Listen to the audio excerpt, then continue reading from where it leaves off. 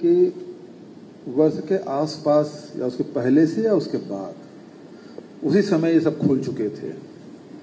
इसका मतलब ये है कि पूरे पाटन ब्लॉक में 50 के दशक में 7 हायर सेकेंडरी स्कूल हुआ करते थे। मर्रा में तो हॉस्टल भी चलता था। लोग दुर्ग भिलाई से वहाँ अपने बच्चे यहाँ भेजते थे, हॉस्टल में रख पढ़ाई करते थे। ये बताने का उद्देश्य ये है कि शिक्षा के प्रति हमारे जो पूर्वज हैं शुरू से आग्रही रहे हैं। शिक्षा का आंदोलन खूब चला है और इसी कारण से देखेंगे कि गांव-गांव में आप स्कूल देखेंगे 100-100 साल पुराना। आपके स्कूल पाटन के जो प्राइमरी स्कूल है 100 साल पुराना, सांकरा के स्कूल 100 साल पुराना, मिट्टी के बने हुए 100 साल से ऊपर के। तो शिक्षा के प्रति हमारे पूर्वजों का बहुत ही बड़ा योगदान रहा है और यही कारण है कि बहुत सारे रिटायरमेंट टीचर बहुत मिलेंगे पाटन में। कोऑपरेटिव बैंक के कर्मचारी, बैंक शिक्षक हमारे पाटन में खूब अधिक है। सीधा पहले थे 4वीं पास हुए मास्टर बनो, 8वीं पास हो गए, 7वीं पढ़ रहे मास्टर बनो, फिर तो 11वीं आया, फिर अब कॉलेज की बात है तो यहाँ बड़े बड़े लोग भी हुए जो आईआईटी में प्रोफेसर हुए, विदेश गए। ऐसे लोगों की भी संख्या ग्रामीण अंचल में यदि दूसरे क्षेत्र की तुलना करें तो यहाँ काफी मिलेगी।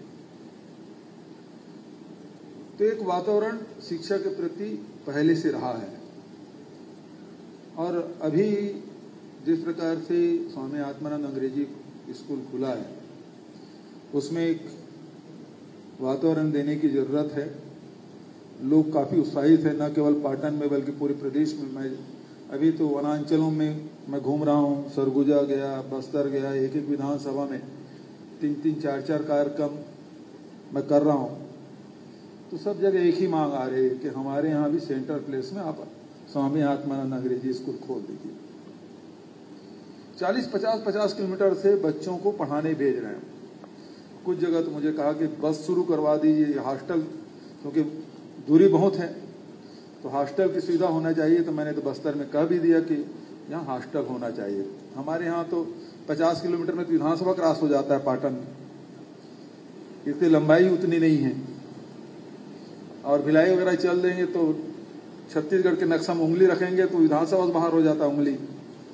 यदि आप वैशाली नगर की बात करें तो उंगली बाहर हो जाएगा नक्शा से, इतना छोटा सा सघन बसाहट है। यहाँ हॉस्टल की उतनी बात नहीं, लेकिन स्कूल के समय के बाद के जो बच्चों की गतिविधि है उसको भी थोड़ा सा मॉनिटरिंग करने की आवश्यकता है। कुछ टीचर्स हैं वो पेरेंट्स से बात कर लें, बच्चों से बात कर लें, तो उसके बाद की गतिविधियां भी की तरफ आप ध्यान देंगे तो अभी बहुत सारी उपलब्धि आप बता रहे हैं कि हमारे के प्रदेश स्तर पे प्रदर्शन उनका अच्छा रहा, राष्ट्रीय स्तर पे गए, जिला स्तर में किया, किसी का सिलेक्शन आईआईटी में हुआ, तो इसके नंबर बढ़ जाएंगे यदि थोड़ा सा आप लोग और अतिरिक्त थोड़ा ध्यान दे देंगे।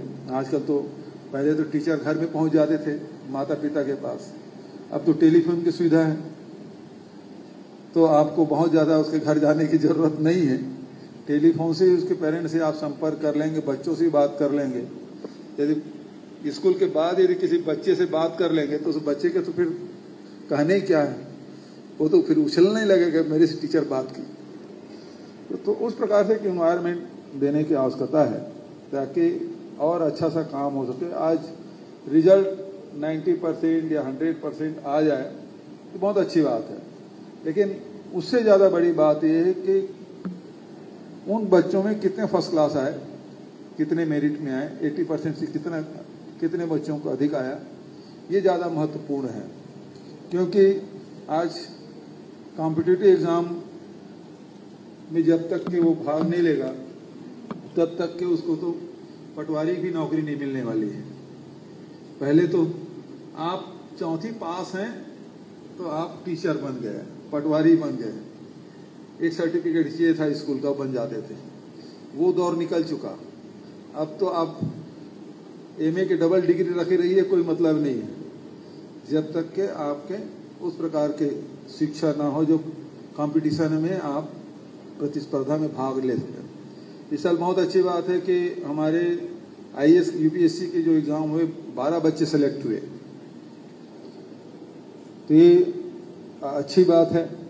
लेकिन पाटन के लिए वो चुनौती भी है। अभी मैं कांकेर जिले से घूम के आ रहा हूं और कांकेर जिले में अकेले पखांजूर से 5 बच्चे मेरिट में आए। जब वहां के बच्चे 5 मेरिट में आ सकते तो मैं सोच रहा था मेरे पाटन से क्यों नहीं आया। ये चुनौती है आपके पास, लेकिन मार कूट के मत पढ़ाइए यार। बच्चों को एक वातावरण देने की बात है, थोड़ा सा उसको मतलब इस प्रकार से होना चाहिए पढ़ाई कि बोझिल नहीं होना चाहिए। जब कोई भी काम करें और बोझिल लगने लगा तो फिर वो बच्चे फिर आगे नहीं बढ़ पाएंगे। वातावरण बहुत प्रफुल्लित रहना चाहिए, हल्का रहना चाहिए और लोगों मतलब बच्चों में एक क्यूरियोसिटी होना चाहिए कि ये पढ़ेंगे, आज ये टीचर ये पढ़ाएगी, ये मजा आएगा, आनंद की अनुभूति। मैं 3 इडियट का डायलॉग नहीं मार रहा हूं, 3 इडियट पिक्चर तो सबने देखी होगी, लेकिन मैं वो बात नहीं कर रहा हूं। लेकिन एक वातावरण बनाए तो कोई बहुत बड़ी बात नहीं है। अनुशासन भी रहना चाहिए और वातावरण भी रहना चाहिए। पढ़ाई के एक वातावरण, उसके बिना पढ़ाई होता नहीं। यदि स्कूल का वातावरण ठीक नहीं है तो बच्चों की पढ़ाई ठीक नहीं होगी। इसलिए वातावरण का बड़ा महत्व है। कैंपस का अपना महत्व है, इसलिए इतना खर्चा कर रहे हैं। कैंपस का अपना प्रभाव पड़ता है बच्चों के दिलो दिमाग में।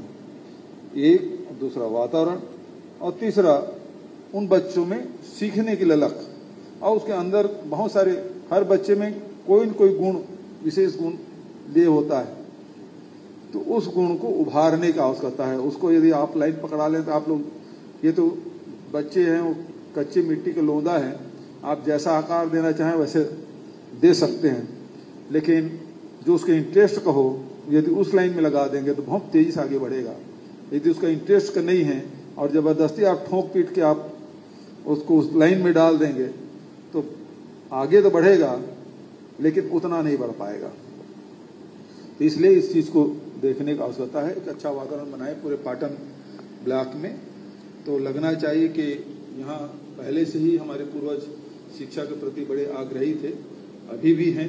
इसको और आगे बढ़ाने की आवश्यकता है। तो आप लोगों को बड़ी महत्वपूर्ण भूमिका है और इस महत्वपूर्ण भूमिका आपसे मैं उम्मीद करता हूं कि आप 100% देंगे। इन्हीं शब्दों के साथ आप सबको धन्यवाद देते हुए अपने वाणी विराम देता हूं। धन्यवाद। जय हिंद, जय जगन्नाथ।